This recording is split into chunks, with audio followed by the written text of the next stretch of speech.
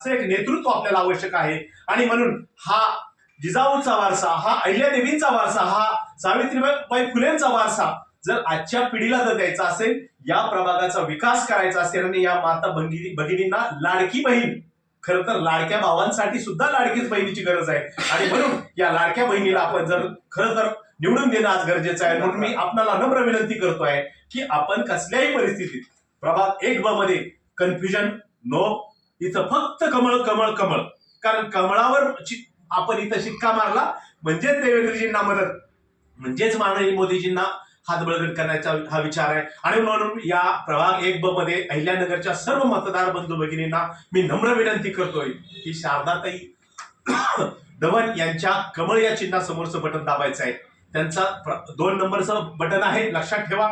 आणि या कमळाच्या समोर बटन दाबणं म्हणजे पुण्यश्लोक अहिल्यादेवी होळकरांच्या विचाराचा वारसा जपणं, जिजाऊंच्या विचाराचा वारसा जपणं आणि अहिल्यानगर जे की आज अहमदनगर पासून अहिल्यानगर झालं, या अहिल्यानगरच्या विकासाचा वारसा आणि विकासाची गंगा जर खालीपर्यंत पोहोचवायची असेल तर आपण कमळासमोरचं बटन दाबावं आणि शारदाताईंना आपण मोठ्या बहुमताने विजय करावं, अशा प्रकारची विनंती करण्यासाठी मी आपल्या समोर विनंती करतोय। अहिल्यानगर मधल्या सर्वच भारतीय जनता पार्टीच्या कमळ या चिन्ह असणाऱ्या सर्वच उमेदवारांच्या प्रचारासाठी मी फिरतोय।